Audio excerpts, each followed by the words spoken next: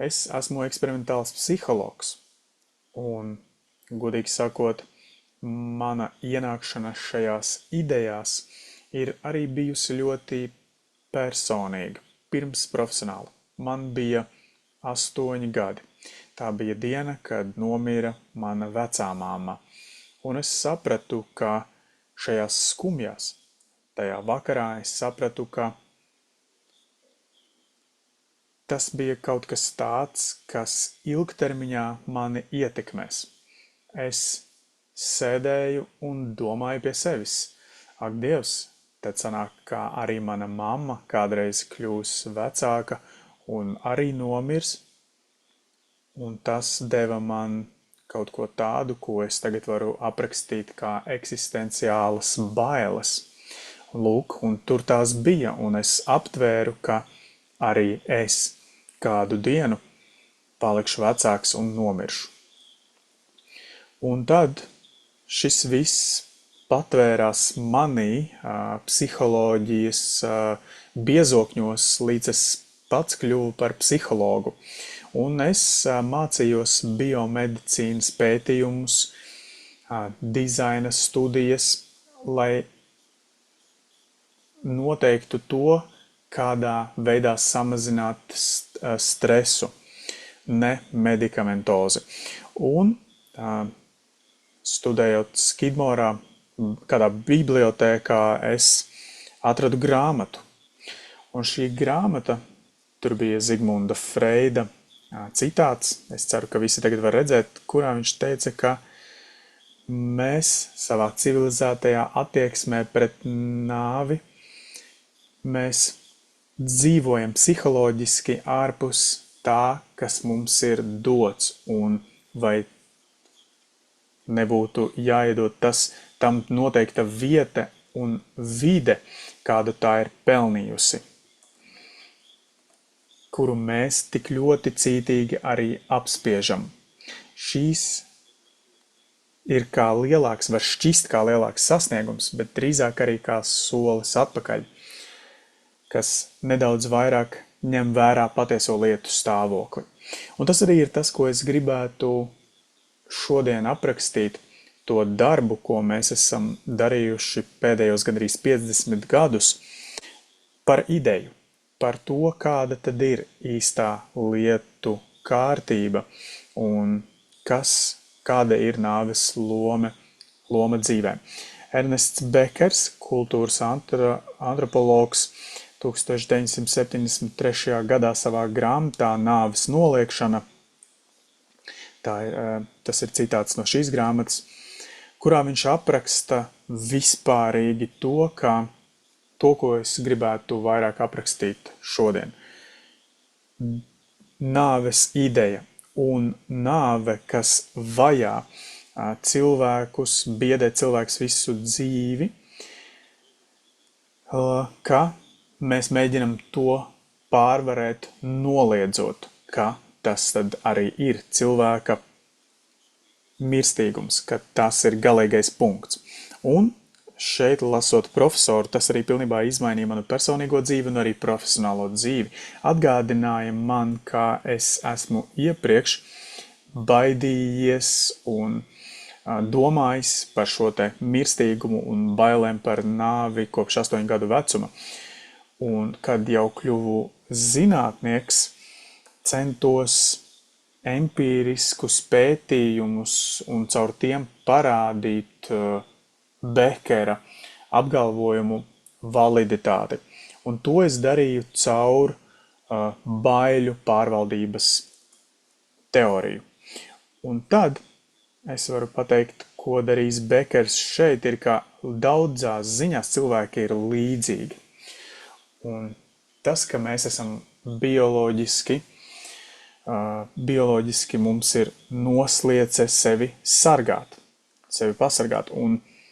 Bet ir taču dažādi tam veidi, piemēram, kā vispār dzīvot, kā izdzīvot. Piemēram, žirafēm ir gari kakli, bruņurupučiem ir bruņas, ērgļi spēj tālu redzēt, augstu lidot un cilvēki. Un Bekers apgalvo, ka tas kas ir mums un kas arī dod ieguldījumu mūsu panākumiem, kā esam izdzīvojuši, kā suga, ir sociālās īpašības, kuras esam izkopuši, sadarbojamies, sastrādājamies viens ar otru, lai varētu veidot dažādus sociālos institūtus, kas mūsu kolektīvo izdzīvošanu veicina. Tas ir pateicoties mūsu unikālajām kognitīvajām spējām domāt simboliski, abstrakti, iztēloties lietas, kuras pat neeksistē. Un tad mēs transformējam arī, vispār esam arī tik drosmīgi, lai savas sapņus padarītu par realitāti. Un viens no aspektiem mūsu kognitīvajās spējās, un šeit Bekers seko arī Kierkegaarda eksistenciālajai filozofijai, ka ne tikai mēs eksistējam, bet arī zinām, ka eksistējam. Un, piemēram, tas, ka šeit ir kāds dzīvnieks, viņš var arī to nezināt, viņš var būt slēpnī vai būt kaut kur un to neapzināties, bet mēs apzināmies kā cilvēki. Un tas ir gan šausmīgi, un gan arī lieliski. Es domāju, tas ir lieliski, es tā domāju, un visiem mums ir ikdienas pieredzes, kurās mēs kaut ko darām un esam tātad pārpilni ar kaut kādām pieredzēm, bet ir arī šausmīgi un bailīgi būt šeit un to apzināties, tāpēc, ka mēs arī apzināmies, ka kā visas dzīves lietas, dzīve organismi, mēs kādreiz nomirsim. Un tas ir kaut kas tāds, ko mēs nekad nevaram gaidīt konkrētā laikā vai kontrolēt. Un tajā pašā laikā mēs esam tātad miesa, kas dzīvo, elpo līdzīgi kā ķirzakas. Un Bekers teicis, ja tas ir viss, par ko mēs spējam domāt, reiz nomirsim vai nomirsim pēc stundas, tad tas mūs var vienkārši pārņemt un pat debilizēt. Un tāpēc Bekers apgalvo, ka tas, kā mēs pārvaldām šīs bailes, ir caur to, ka mēs izveidojam kultūras patiesības vai tam, ko mēs ticam. Un tas ir tas, kas mums ir līdzīgs ar citiem cilvēkiem mums apkārt, kas samazina mūsos trauksmi, un mēs domājam, ka dzīvei ir vērtība un mums ir vērtība, ka mums ir nozīme.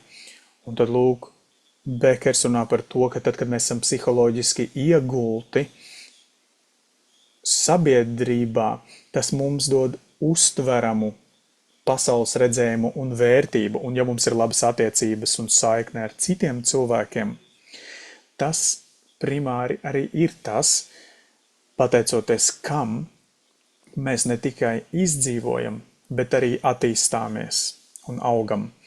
Un šajā baiļu pārvaldības teorijā cilvēki arī ir motivēti saglabāt ticību mūsu sociālajā sistēmā un pārliecībā par mūsu vērtību mūsu pašos un arī mūsu tuviniekos. Mēs to aizstāvam, kad šie strukturālie elementi, vai tās būtu attiecības vai kas cits, kad tās ir pakļautas briesmām. Tas ir tas, ko mēs saucam par šo baiļu pārvaldības teoriju. Līdz ar to pēdējās 10 gadēs nodarbojāmies ar pētījumiem par to, kā es domāju, es ceru, ka tas arī nodrošina konverģentu validitāti apgalvojumiem, ka bailes no nāves ir unikālas, tās ir atšķirīgas no citām bailēm, un tā ir caurstrāvojoša visās mūsu uzvedībās, modeļos, rīcībās. Un mums ir dažādas pētījumu paradigmas, kur mēs arī demonstrējam to, ka šis pašvērtējums arī kalpo kā trauksmes tāda buferzona. Un daudzos mūsu pētījumos, kas šodienas prezentācijā ir aktuāli, mēs runājam arī par mirstīguma. Ja Bekera idejas ir pareizas, tad mums ir jāsamazina maksimāli arī trauksme no nāves, ja mēs atgādinām cilvēkiem par to, ka viņi nomirs. Tad tas palielinās vajadzību tieši veicināt mūsu kultūras, pasaules redzējumu un pašvērtējumu, saikni ar citiem cilvēkiem. Tas, ko mēs arī esam veikuši dažādus pētījumus, par kuriem vēl runāšu, ka tik tiešām tas pierādās. Pētījumos un laboratorijās mēs, piemēram, lūdzam cilvēkiem pierakstīt savas jūtas un domas par nāvi, ko mēs salīdzinām ar kontrolas grupām, kur cilvēkiem lūdz pierakstīt domas par kādām citām nepatīkamām lietām, piemēram, avārijām, bet ne fatālām, vai arī, piemēram, ja tiek amputēta kāja vai kaut kas cits. Un dažreiz mēs cilvēkus arī ārpus laboratorijas, piemēram, varam pieiet bēru ceremonijās vai varbūt kaut kur nostāk no tām, bet šo laikā mēs pētām to, ka, lūk, esot bērēs, nāve ir mūsu prātos, pat tad, ja mēs to neapzināmies. Vai arī laboratorijā, piemēram, cilvēki lasa datorā kaut ko un mēs pēkšņi 28 milisekundes nozipsnījam ekrānā vārdu nāve. Un tas notiek tik ātri, ka to pat nevar pamanīt. Un tomēr cilvēkam prātā ienāk vārds nāve. Vēl mēs tiesnešiem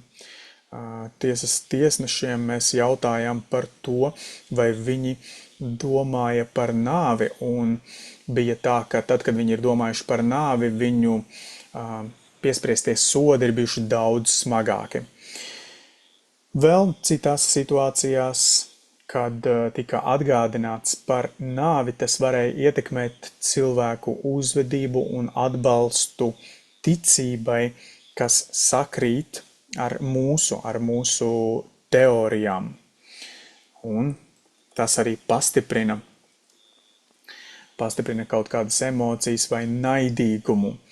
Un dažādi citi ir pētījumi veikti par to, kas notiek ar cilvēkiem, kad tiek apdraudētas sociālās konstrukcijas, kas rada neapzinātas domas. Tātad tieši otrādi, ka domas ir arī par nāvi biežāk. Kā arī par apzinātām un neapzinātām domām par nāvi un kā tās ietekmē mūsu viedokli vai reakciju uz nāvi. Un vēl ir pētījumi neiroloģiskajā psiholoģijā, kas demonstrē, ka visus šos procesus medijē noteikti neiroloģiski anatomiski procesi.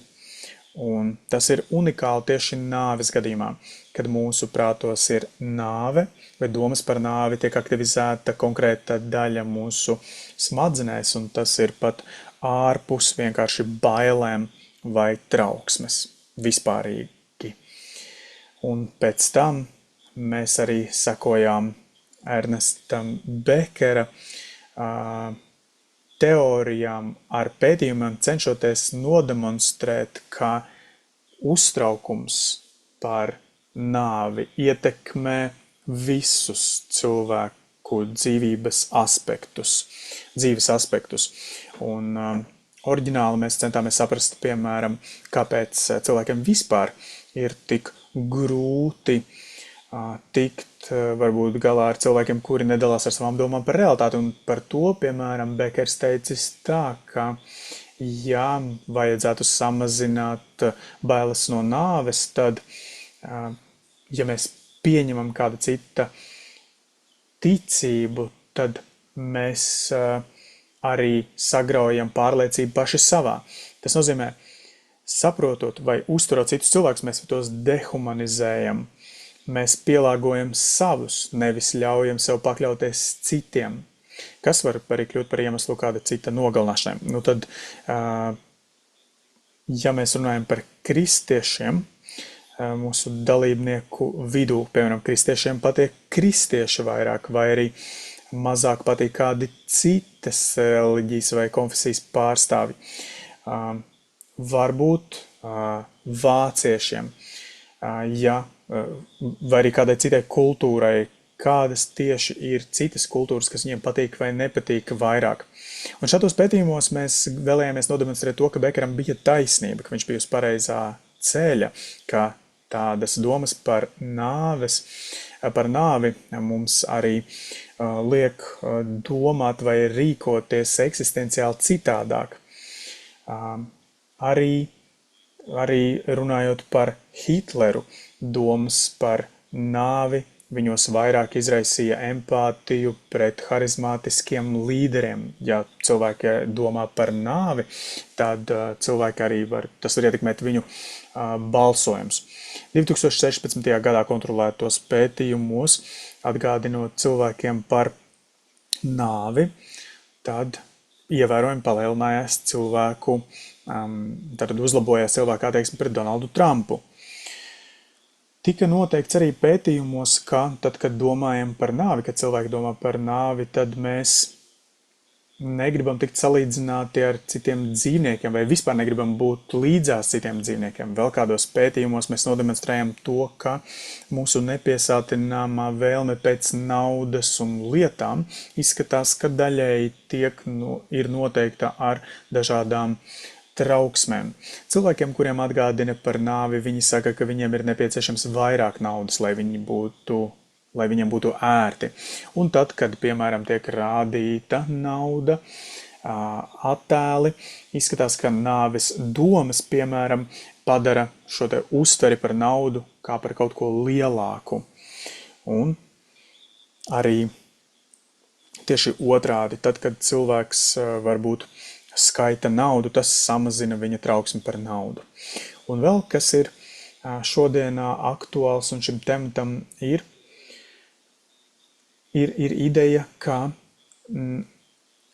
nāves trauksmei ir arī caurstrāvojošs efekts dažādās psiholoģiskās kondīcijās. Piemēram, bailes, atgādināšana par nāvi var izraisīt lielākas bailes no kaut kā cita, kaut no zirnekļiem, psiholoģiskas trauksmes un disociācija. Un tagad jautājums ir, tad kādas ir šo ideju sekas par dzīves noslēguma aprūpi, dzīves beigu aprūpi? Un mana sieva, viņa ir strādājusi hospisā, un viņa saka tā, ka mums nav daudz saiknes ar to darbu, varbūt mūsu darbā nav tik daudz saiknes ar maniem pētījumiem, bet tā ir taisnība. Mana saikne ar šīm idejām bija tāpēc, ka es, piemēram, universitātē pirms 30-40 gadiem satiku profesoru, kuru uzskata par to cilvēku, kurš aizsāka paliatīvajā aprūpē hospisus, un mana ideja caur viņa un viņu kolēģu darbiem ir tāda, ka es arī empiriskos pētījumus, iesaistījos empiriskos pētījumos, kas paplašina šīs idejas tādos domēnos. Un lūk, par nāves vērtību 22. gadā man bija tas gods būt daļai no pētījuma, kurā tika rakstīts, ka šīs idejas, tām ir acīm redzamas sekas tiem cilvēkiem, kas nodrošina veselības aprūpi, ģimenei, draugiem, kopienai, kas ir apkārt cilvēkam, konkrētajam cilvēkam dzīves beigās. Un, protams, arī pašiem cilvēkiem, kas ir savas dzīves beigās. Ar savu atlikušo laiku šodien, tas, ko es gribētu vēl pateikt, ir iziet cauri galvenajām iezīmēm, spilgtākajiem elementiem. Sāksim ar to, kā veselības aprūpes speciālisti. 2022. gadā Lancet komisijas ziņojumā viņi raksta par nāves medikalizāciju, par lielākās daļas vai daudzu veselības aprūpes speciālistu, par to, ka viņi socializējas tādā dzīvē, kur nāvi uzskata par kādu kļūmi. Un medicīnas mērķis līdz ar to kļūst, ka mums ir jāizārstē, mums ir jāsalabo. Un ja mēs to nevaram izdarīt, tad tas ir diemžēl, un tas tā kā apsūdz kaut kādā veidā mūsu raksturu vai noniecina mūsu spējas un rūpes. Un Lancet komisija atzīmēja to, kas iespējams tad varētu šķist loģiski, bet veselības aprūpes speciālisti ir cilvēki, varbūt psihologiem šķistu citādāk, un šiem te medicīnas aprūpes speciālistiem pašiem viņu psiholoģiskās bāžas arī ietekmē to, kā viņi strādā ar cilvēkiem, kā viņi palīdz. Un specifiskāk ir tā, ka viņi vēlētos arī agresīvāku ārstēšanu tikai, lai saglabātu cilvēku dzīvību, ne šo cilvēku dēļ, bet drīzāk kā reakcija, kas uz viņu pašu veselības aprūpes speciālistu bailēm no nāves. Un tāpēc mūsu oriģinālajā pētījumā medicīnas skolā pēdējā kursa studentiem, dažiem no viņiem atgādinājām par nāvi, citiem par kaut ko vēl arī nepatīkamu un devām viņiem tādu hipotētisku gadījumu, ko arī ģenerēja no reāla stāsta. Tātad bija balstīts uz patiesu stāstu, kurā tika dokumentēts tas, ka cilvēks nevēlas vairs lietot kādus medikamentus vai ārstēšanu, kas pagarinās viņu dzīvi, bet medicīnas studenti tieši vēlējās agresīvāku ārstēšanu, un tas it īpaši bija izteiktāk neirotiskākiem studentiem. Un no otras puses, kas arī ļoti svarīgi, mēs veicām arī otru pētījumu, kur daži no studentiem bija tikko pabeiguši darbu, maiņu 4 dienu hospisos, un pēc tam šiem studentiem atgādināja par nāvi, viņi vairs neatbalstīja agresīvu ārstēšanu, kas pārkāpa paša pacienta preferences. Un ir vēl kādi pētījumi, kas arī parāda to, ka veselības aprūpes speciālistu baiļu no nāves ietekmē to, kā viņi ārstē. Un arī viņu pašu samierināšanos ar nāvi kā tādu arī ir uzlabojusies. Man šķiet, ka šajā sakarībā ļoti svarīgi saprast par paliatīvo aprūpi. Manā, piemēram, Amerikā domāts ļoti daudz medicīnas aprūpes speciālistu, ļoti daudz ģimeņu cilvēkiem, kuri ir neglābjami slimi, un viņi paši nevēlas paliatīvo aprūpi, jo tas nozīmētu, ka viņi būtībā dodas vienkārši vienā šajā neizbēgamās nāves virzienā, bet ir pētījumi, kuri pierāda, ka paliatīvā aprūpe, sociālais atbalsts un palīdzība cilvēkiem ar lēmumu pieņemšanu rezultējas ar to, ka cilvēkiem ir mazāk depresijas, trauksmes, augstāka dzīves kvalitāte. Un patiesībā beigās arī šie cilvēki nodzīvo ilgāk. Un tagad mēs no veselības aprūpes speciālistiem varam pāriet pie ģimenēm un draugiem. Un tagad ļoti ātri gribētu pateikt, ka šeit tās idejas arī pārklājas vismaz konceptuāli ar tām, kuras novērojām veselības aprūpes speciālistu vidū. Tas ir, ka draugi un ģimene, kad citiem cilvēkiem tuvojas viņu dzīves beigas, viņi paši kļūst satrauktāki par savu dzīvi, un tas ietekmē viņu emocionālo stāvokli, un tas ietekmē arī dzīves beigu lēmumus.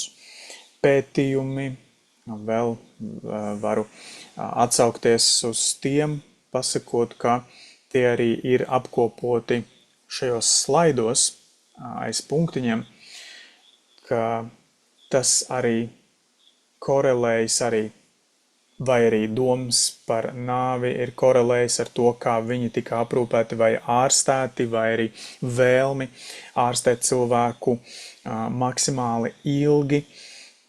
Tas ietekmē lēmumu pieņemšanas konfliktu un beigās ir novedis pie sliktākas dzīves beigu, dzīves kvalitātes un arī ilgtermiņā pie psiholoģiska smaguma. Ir arī pietiekami daudz pētījumu šajā tematā, kas viss griežas ap šo ideju. Un visbeidzot, iespējams arī vistiešāk saistīti mūsu šīs dienas tematam ir šo ideju uztvere pašiem cilvēkiem viņu dzīves beigās. Un tad atkal, iespējams, ka tas ir acīm redzami, bet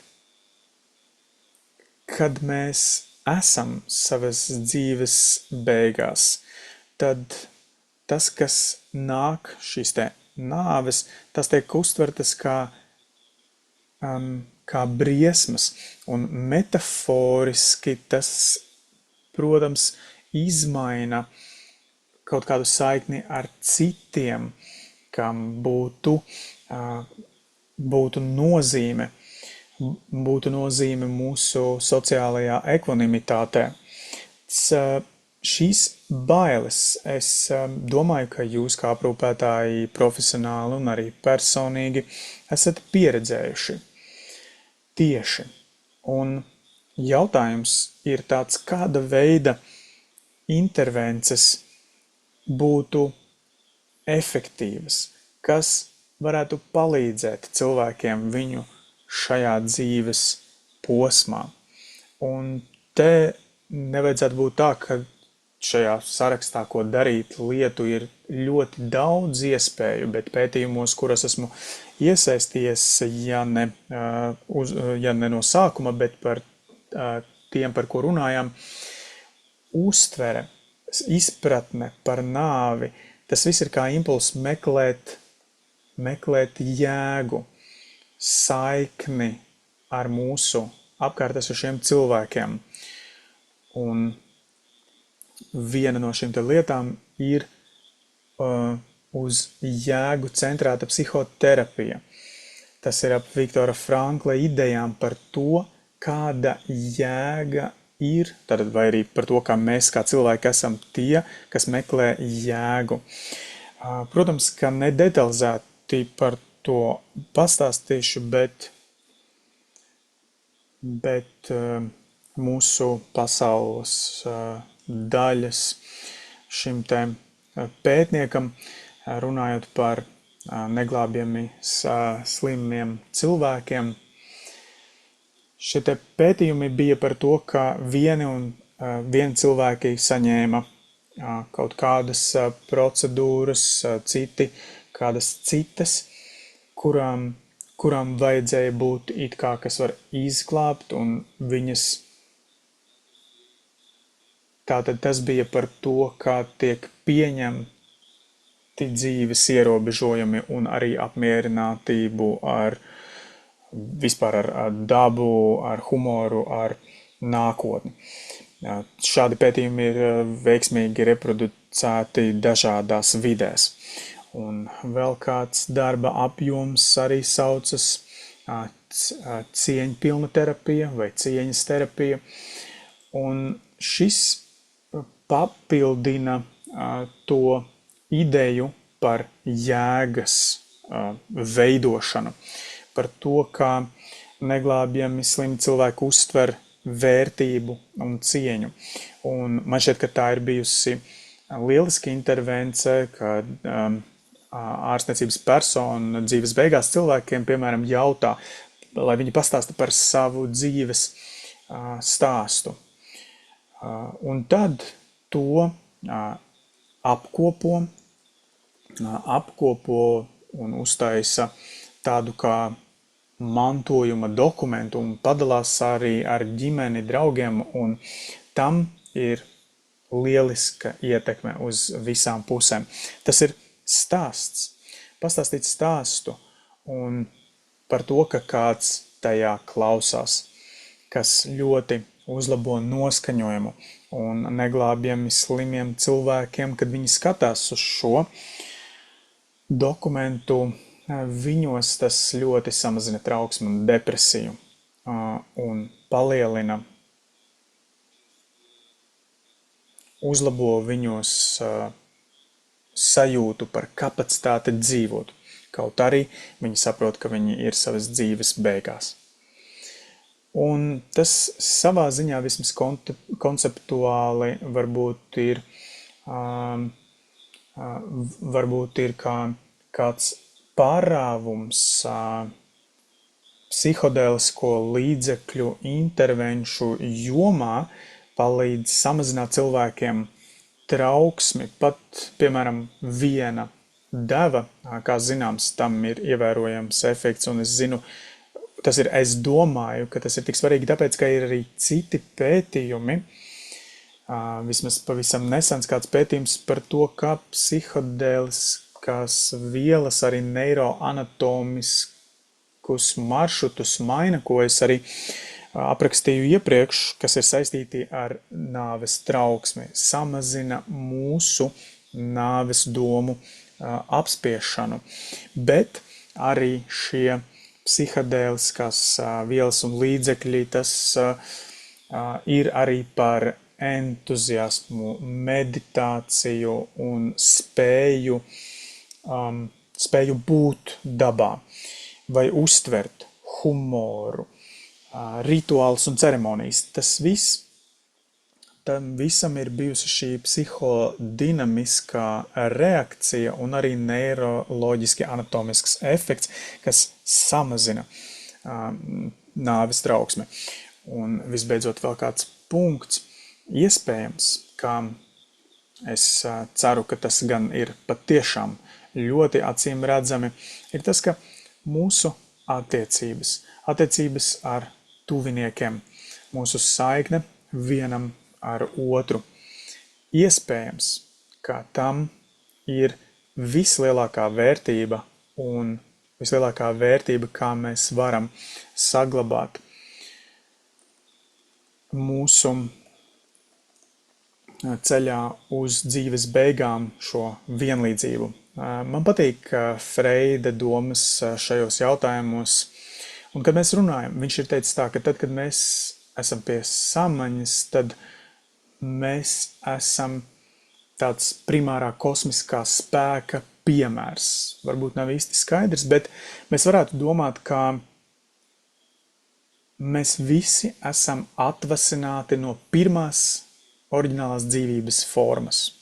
Līdz ar to mēs visi esam saistīti un sasaistīti ar visu, kas jebkad ir bijis dzīvs, ar jebko, kas šobrīd ir dzīvs, un jebko, kas vēl tikai būs dzīvs, vēl ilgi pēc tam, kad mēs vairs neesam šeit.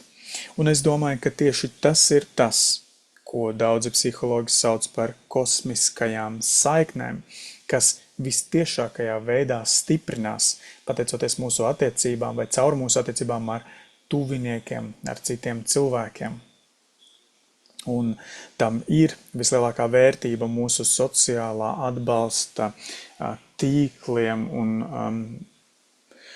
tam ir ārkārtīgi liela nozīme mūsu kopienai, ģimenei, un jebkāda veida aktivitātes palīdz samazināt vientulību un mūsu sajūtu par apmierinātību, par dzīvi. Tas tātad būs ļoti svarīgi, un paturot šo prātā un skatoties arī pulkstenī, gribētu tad noslēgt, pasakot vēl divas lietas, kā Alberts Camus, kad ir teicis, pieņemiet nāvi, jo pēc tam ir iespējams pilnīgi viss. Un vēl man patīk kāds citāts, kas arī šobrīd slaidā, ka nāve nav dzīves pretstats, bet gan tās sastāvdaļa. Un visbeidzot, paldies! Paldies pirmkārt, ka esat paaicinājuši mani piedalīties šajā pārsteidzošajā programmā. Un paldies, ka varēju būt ar jums, un vēl vairāk paldies arī par jūsu nozīmīgo darbu. Mans viedoklis ir tāds, ka jūs esat pašā priekšplānā, gan nodrošināt aprūpi cilvēkiem, kuri ir miršanas procesā, un arī esat vispār visas cilvēces priekšplānā, un dzīve būtu daudz labāka, ja mēs varētu ģeneralizēt to, ko jūs darāt ikdienā, ja mēs varētu to paplašināt, padarīt tā elementus par kaut ko, kā mēs rūpējamies viens par otru un par cilvēkiem, un tad pasaule būtu daudz labāka vieta. Paldies jums! Thank you very much for this